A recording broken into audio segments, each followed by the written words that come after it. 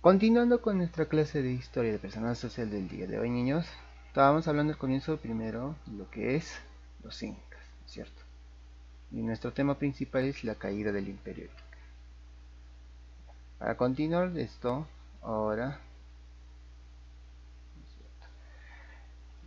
hicimos un pequeño recuento acerca de lo que es el imperio inca. ¿Qué eran los incas y qué era el imperio inca? ¿Cierto?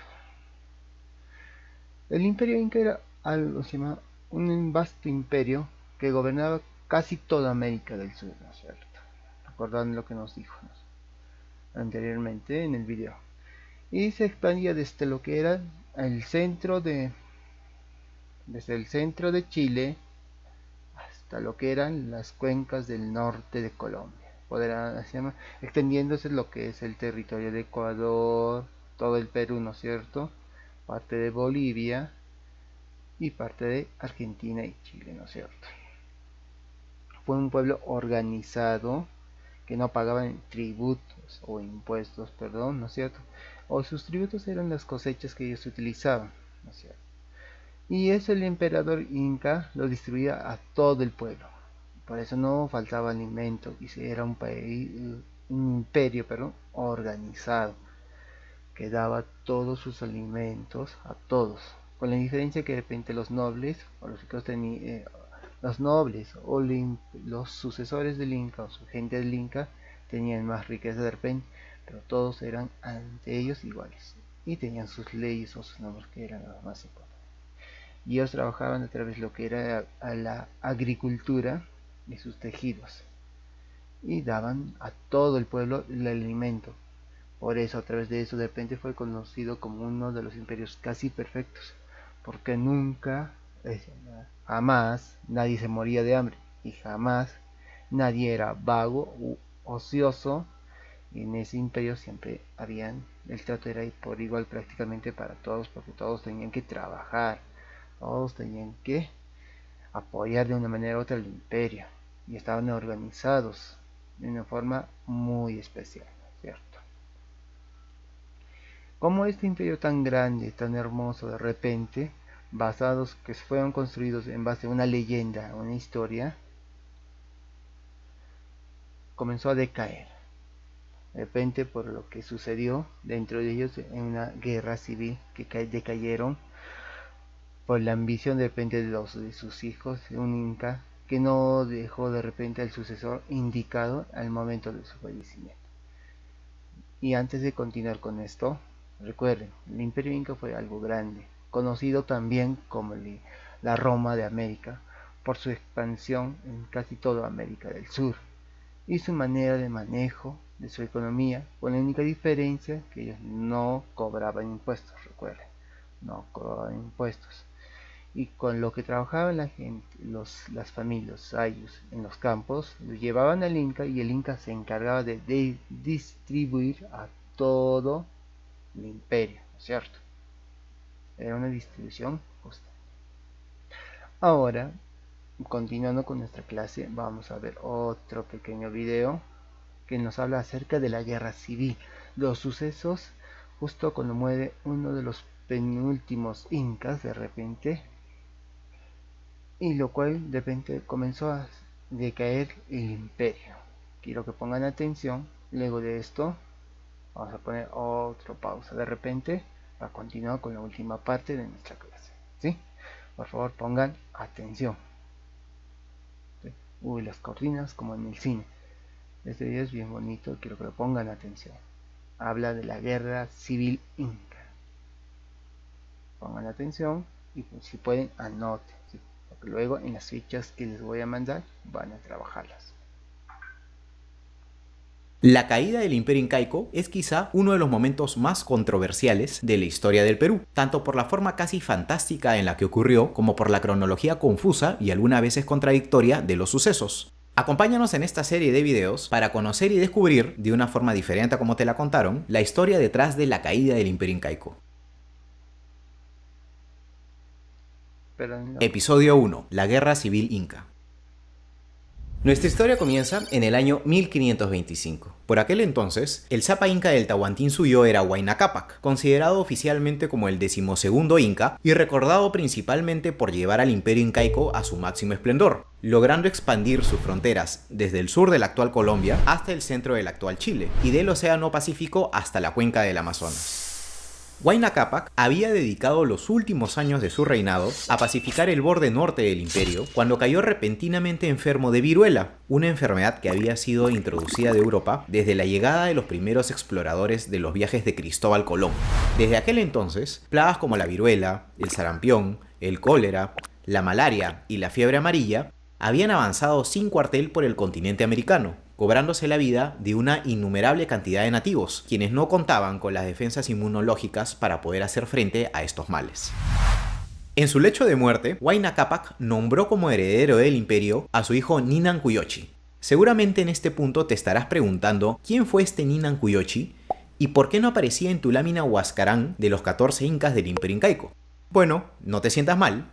Resulta que el reinado de Ninancuyochi se caracterizó por ser tan breve que cuando Huayna Cápac lo nombró heredero, este ya había muerto, también a causa de viruela. Como Ninancuyochi nunca llegó a ceñir la mascaipacha real en su frente, no se le considera oficialmente como un Sapa Inca. Muertos el Inca y su hijo mayor, el imperio se enfrentó a una crisis sucesoria que amenazaba la paz y la estabilidad que tanto trabajo había costado alcanzar. Verán, al igual que con las monarquías europeas, en el incanato el poder era pasado del padre al hijo. Sin embargo, si el inca resultaba tener múltiples hijos con diferentes esposas, las costumbres incaicas no reconocían los derechos del hijo mayor. En cambio, en el imperio incaico se esperaba que ante un conflicto de sucesión fuera el hijo más listo, valiente y hábil quien terminara imponiéndose, sea por la fuerza o a través del favor y reconocimiento de la élite cusqueña. Incluso si el inca llegaba a designar un heredero, no había garantías de una transición pacífica. Luego de la muerte de Huayna Cápac, su hijo Huáscar fue coronado en el Cusco como Sapa Inca, con el apoyo casi unánime de los señores de las principales panacas cusqueñas. Su otro hijo, Atahualpa, permanecía en Quito, que hasta ese momento había servido como capital interina del imperio durante la duración de la campaña militar que había emprendido su padre.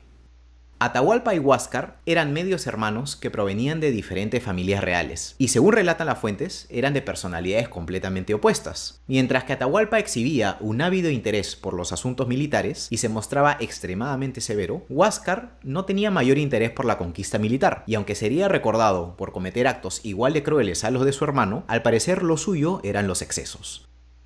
Atahualpa no asistió a los ritos funerarios de Huayna Cápac ni a la coronación de Huáscar en el Cusco, seguramente consciente de que podría terminar haciéndole compañía a su padre en el otro mundo. Y aunque al parecer en un inicio Atahualpa intentó congraciarse con su hermano, el que no fuera al Cusco despertó las sospechas inmediatas de Huáscar, quien enfurecido por la ofensa decidió iniciar una campaña militar contra su hermano para consolidar su autoridad sobre el imperio de una vez por todas.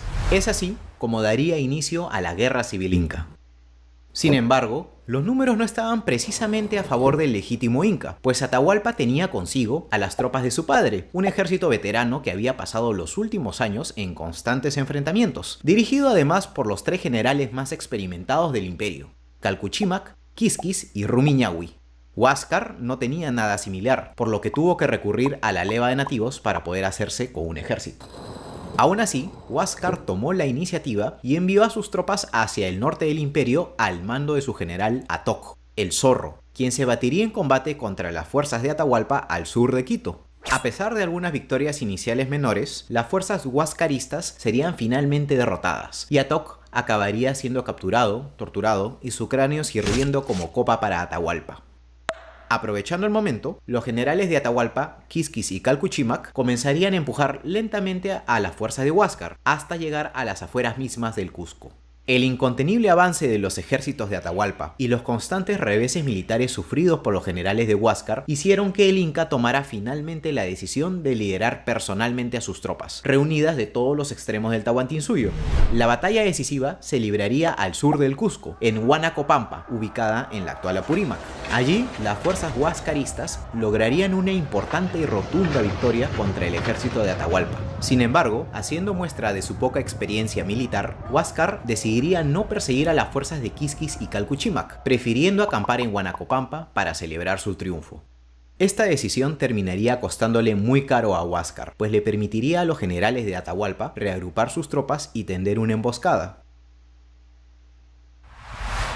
Al día siguiente de la batalla, Huáscar dividió sus fuerzas en 3 grupos y lideró personalmente la persecución de lo que él pensaba era un ejército derrotado. Grande sería su sorpresa al descubrir que su grupo de vanguardia había sido atacado y aniquilado por Calpuchímac, aprovechando el terreno agreste y angosto, mientras que las huestes de Quisquis le habían bloqueado el camino de regreso, impidiendo cualquier posibilidad de una retirada ordenada. Sintiéndose perdido, Huáscar intentaría huir, pero sería finalmente capturado.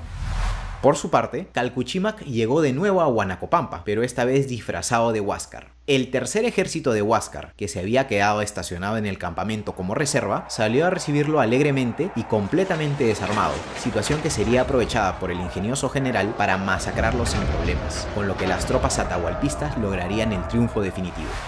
Huáscar fue despojado de su túnica, armas e insignias reales, las que serían enviadas a Atahualpa en señal de victoria, mientras que el propio Huáscar también emprendería su lento camino a pie hacia el norte, donde afrontaría la ira de su hermano.